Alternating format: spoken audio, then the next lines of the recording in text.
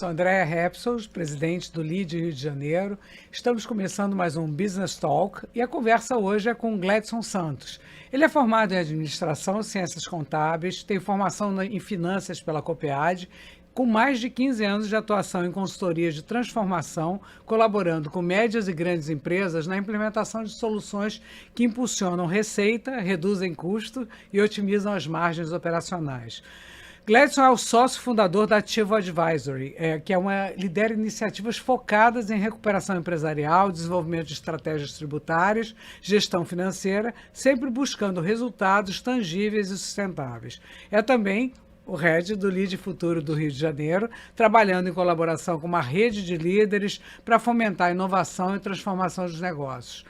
A experiência dele é complementada por competências de investimento, anjo e conselhos. Ele dá muita ênfase em negócios B2B, B2C.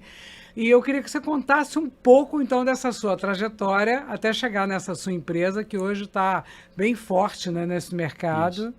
Perfeito. Bom, primeiro agradecer pelo convite. Uma honra estar aqui sentado com você e bater esse papo com você. Eu comecei a Ativo Advisory tem 7 anos. Antes disso, eu trabalhei numa consultoria, né, uma grande consultoria internacional. Fiquei ali quase 10 anos. E nessa consultoria, nesse período, eu tive a oportunidade de trabalhar em grandes empresas internacionais e nacionais que lideravam seus mercados. E eu sempre tive vontade de empreender. Então, chegou um momento da minha vida em que eu parei e refleti que se eu não tentasse empreender naquele momento, mais ou menos 7 anos atrás, eu dificilmente teria uma outra oportunidade. Estava recém-casado, ainda não tinha filho, então era uma última janela, pelo menos, né? Era o que eu imaginava. E eu pedi desligamento e arrisquei, né? E desde então tem fluído, né? Os desafios são super importantes, né? Então você viu que aquele momento era um momento importante de se desafiar, né? Exatamente, exatamente. E o outro desafio foi aceitar liderar o LEAD Futuro, né? Você tem feito um trabalho espetacular, trazendo vários novos jovens empreendedores e principalmente trazendo para o debate temas, né, muito relevantes na formação profissional e nesse troca, né, que vocês têm entre os empresários, né, empreendedores. Fala um pouco sobre o LEAD Futuro, depois a gente volta para a Advisory. Perfeito. O LEAD para mim foi um grande presente. Conheci o LEAD em 2021, ainda na pandemia. Eu participava de algumas iniciativas de networking, mas nada que eu acreditava. Quando eu conheci o LEAD, eu comecei a me engajar com o LEAD, eu me identifiquei, né? Tanto é que estou lá desde então. No LEAD eu consegui transformar muita coisa dentro do meu próprio negócio. Então, consegui afinar a minha estratégia de recrutamento e seleção, melhorei a forma como eu avalio e consigo identificar a minha liderança. Estou agora implementando uma solução de automações com inteligência artificial. No LEAD, eu me tornei investidor anjo, então a minha primeira startup que eu entrei como investidor, eu conheci no LEAD.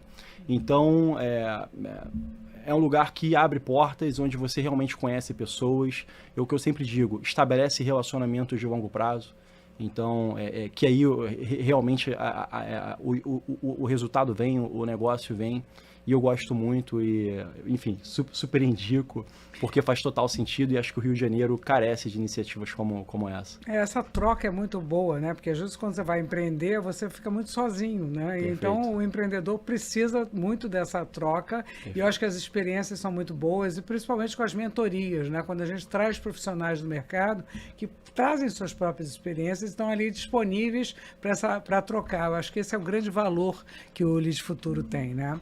Isso está fazendo um trabalho espetacular. Obrigado. Como é que você equilibra, então, essas suas atividades de consultoria, investimento anjo? Qual é o critério que você usa para escolher aonde você vai focar? Se é numa nova startup, se você vai aumentar o seu negócio? Como é que é esse seu processo de decisão?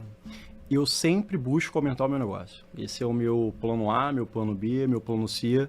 Mas como você está no mercado, naturalmente as oportunidades vêm. Então, e foi assim que E foi assim que eu entrei nas startups que eu acabei entrando como investidor. Você está no mercado, você está conversando com as pessoas, naturalmente você conhece o empreendedor, você conhece o negócio. Eu sou naturalmente curioso para conhecer novos negócios, então a gente tem a oportunidade de mergulhar e fazer as perguntas. E quando esses critérios se alinham, né, você acredita no empreendedor, o negócio faz sentido, você vê um crescimento ali acontecendo, tendo oportunidade, tendo cheque no bolso, a gente entra. Quando tem esse alinhamento total, a gente entra. E qual é o maior desafio que você hoje acredita que é nas empresas de B2B, né? B2B, B2C, né? Perfeito. Então, quais são os maiores desafios hoje que você está percebendo no contato com o teu próprio cliente, Sim, né? perfeito. O que você acha que o mercado hoje está mais carente, mais desafiador, mais preocupado? Vejo a digitalização. Então, quando a gente fala do B2C, a gente vê uma mudança do perfil de consumidor muito forte. Antes, o mercado físico ele era muito forte. Hoje, o físico, na maioria dos casos, ele tem sofrido por conta da digitalização. Então, os empresários precisam fazer esse movimento, ou se reposicionar no físico, ou buscar um novo canal de atração de cliente, né? Uma nova forma de se relacionar com o cliente. Isso para o B2C. Para o B2B também a digitalização, as automações, a inteligência artificial. A gente passa por, ano após ano, uma redução de margens de todos os negócios, né? Então, cada vez mais fica mais difícil você conseguir ter o lucro. E o lucro ele vem, e aí entra a nossa filosofia de trabalho, né? É muito mais fácil você conseguir, eventualmente, aumentar o seu lucro através de uma reestruturação interna do que você focar exclusivamente em vender mais. Às vezes você busca vender mais, só que a tua operação está desencaixada. Então, o teu passivo acaba aumentando, o seu problema acaba aumentando porque você não está com a tua operação interna encaixada. Então, a gente faz um trabalho de olhar a operação e buscar esse encaixe para ganhar eficiência. Você tendo eficiência dentro de casa e conseguindo ter esse alinhamento de como ir a mercado, o resultado ele vem com certeza. Então, quer dizer, você fala muito de trazer inovação para a empresa e também uma sustentabilidade financeira, né? Quer dizer, você buscar soluções para que o teu negócio fique mais sustentável e possa crescer. Isso. E uma das principais alavancas, quando a gente fala do médio negócio, né, é o tributo. Né? Então, é a performance tributária. Hoje no Brasil a gente vê uma complexidade muito grande. A gente vai passar por uma onda de mudança gigante a partir do ano que vem. E muitos acabam olhando isso como dificuldade e fragilidade, mas o empresário que ele é bem assessorado, ele consegue entender a regra do jogo tributário, ele consegue ter uma vantagem competitiva, né? E a gente tem alguns casos nesse sentido. Hoje no Brasil é comum você ter uma empresa, uma do lado da outra, e uma está com uma carga tributária infinitamente menor do que a outra por uma questão de assessoria, por uma questão de um benefício fiscal, que é disponível para todas as empresas, né? que está disponível. Óbvio que nem sempre é simples, mas o primeiro passo é o conhecimento. Então, muita gente não tem o conhecimento dos benefícios para o teu segmento e acaba não tendo... não conseguindo resultado. Mas a gente percebe que ter o conhecimento não é simples, porque as regras aqui mudam muito e as interpretações, principalmente do tributarista, Perfeito. Muitas vezes você pega o mesmo caso, faz uma consulta a 3 empresas e você recebe 3 pareceres Perfeito. completamente diferentes. Fale um pouco sobre isso. Perfeito. Não é uma ciência exata. Entra muito na característica do empresário. Então, a gente sempre complementa com, tudo bem, você tem aqui 3 visões distintas sobre um determinado benefício. Mas é importante você também entender como o seu competidor está agindo. Né? Porque com base em como o seu mercado está agindo, não significa que você vai eventualmente agir, mas acho que é um fator adicional para te ajudar nessa tomada de decisão. Não adianta você descolar muito do mercado. Né? Então, eu sempre... Além dessas visões distintas que acontecem com frequência, eu sempre faço uma provocação para o meu cliente de vamos olhar o mercado. Como é que o seu concorrente está atuando? Isso é importantíssimo, mas é porque a preocupação do empresário é não trabalhar de uma forma que não esteja 100% de acordo com a lei, porque vai voltar contra ele, né? Perfeito. Então ele tem que estar muito bem orientado. Vocês criam, então, um planejamento para o empresário. O empresário chega lá, conta o problema, apresenta a empresa e aí vocês fazem uma análise. Como é que é o trabalho? Exato, a gente faz um diagnóstico, a gente entende a natureza de operação do cliente, quem é o mercado consumidor, onde ele está alocado, e em cima disso a gente busca alternativas. Existem algumas soluções de curto prazo, existem soluções mais estruturantes. Por exemplo, a gente tem agora um cliente que entrou na operação, uma indústria que entrou em operação há pouco tempo. Existe uma oportunidade dele fazer uma transição da indústria dele dentro do Rio de Janeiro para ele conseguir um determinado benefício Fiscal. Mas mudar a planta não é algo simples de ser feito, requer planejamento. Então a gente faz esse estudo, a gente coloca isso na mesa para o cliente e ajuda o cliente a isso aqui faz sentido, isso aqui não faz sentido, isso aqui faz sentido, mas não faz sentido agora, vamos esperar um pouco mais para frente. Então esse é o nosso trabalho de condução. A sua percepção é que a economia do Rio de Janeiro está crescendo? Eu sou sempre otimista. Vejo que a gente está saindo de um vale e também vejo que com essa reforma tributária a gente vai ter oportunidade. A gente teve uma certa saída de indústrias, enfim, por conta de benefícios em outros lugares. A reforma tributária ela vem para equalizar isso. Então, esses benefícios, tudo indica que eles vão deixar de existir no decorrer do tempo. E se já não existe mais esse benefício, o Rio de Janeiro é um grande estado consumidor, então naturalmente essas indústrias vão querer estar mais próximas do seu mercado consumidor. Então, quando a gente pensa em política de Estado, eu acho que nos próximos 10 anos a gente vai ver muita coisa boa e muita retomada econômica aqui para o Estado. Tem algum segmento que a sua empresa hoje foca mais ou que tem mais contatos? Existe algum setor que vocês estão trabalhando mais prioritariamente? A gente tem trabalhado muito com serviço e com varejos que estão partindo para a digitalização, para e-commerce. Tem sido uma demanda bem grande. E essa área de trabalho com futebol, com esporte, a gente conversou um pouco sobre isso. Também é um mercado interessante. Bem interessante, é uma vertente que a gente tem no escritório. A gente hoje atende 5 SAFs. Mês que vem estaremos no evento sul-americano, o maior evento sul-americano da indústria do futebol, que vai ocorrer em São Paulo pelo 3º ano consecutivo. E a gente vai apresentar alguns cases que temos construído ao longo desses últimos 3 anos. Deve ser um mercado interessantíssimo, porque é um mercado relativamente novo no Brasil, né? Perfeito. E aí também é feeling, eu acredito que esse mercado ele multiplica por 10 nos próximos 10 anos. E isso já tem trazido naturalmente mais governança, mais gestão e mais investimento. Então a gente vê clubes eventualmente numa 4ª divisão, mas que está bem localizado, que tem um público, que tem torcida, que tem história, que está recebendo aporte de fundo de R$1 bilhão. Tá? Então o dinheiro está aí, ele está disponível e a gente tem ajudado essas SAFs a implementar essa governança para dar transparência para o investidor e viabilizar o projeto no menor tempo possível. É super interessante, né? Deve ser um mercado muito fantástico, né? Porque é diferente. Eu acho que a diversidade de clientes também é uma coisa muito interessante. Assim como o Lead Futuro, a gente tem uma diversidade imensa, né? Porque é multissetorial. Acho que seu atendimento também multissetorial amplia muito o conhecimento. É muito interessante isso, né? Perfeito. É isso. Eu sempre acreditei nisso. Eu tenho alguns colegas que preferem nichar e trabalhar só com um determinado segmento.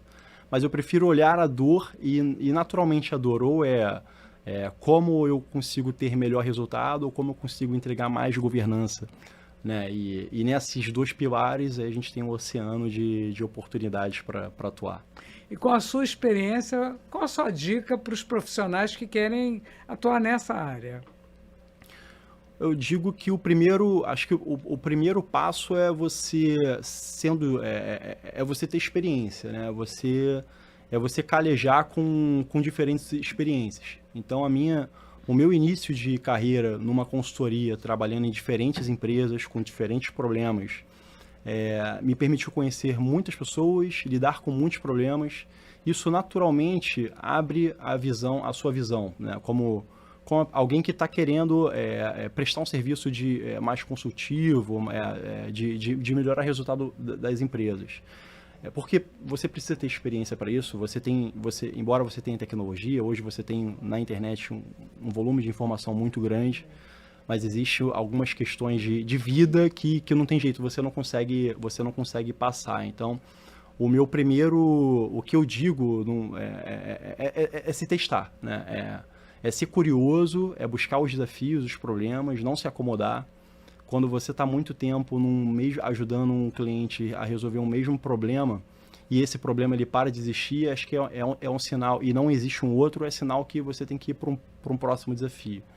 E isso é difícil, porque a natureza humana naturalmente é assentar e acomodar. A famosa zona de conforto. Exatamente. Né? Isso aí. Interessante isso. Essa visão é muito boa e também estudar, né? As pessoas precisam se atualizar cada vez mais, né? Eu acho que é a velocidade da informação. E como é que você consegue se manter atualizado com tantas mudanças nessa área tributária?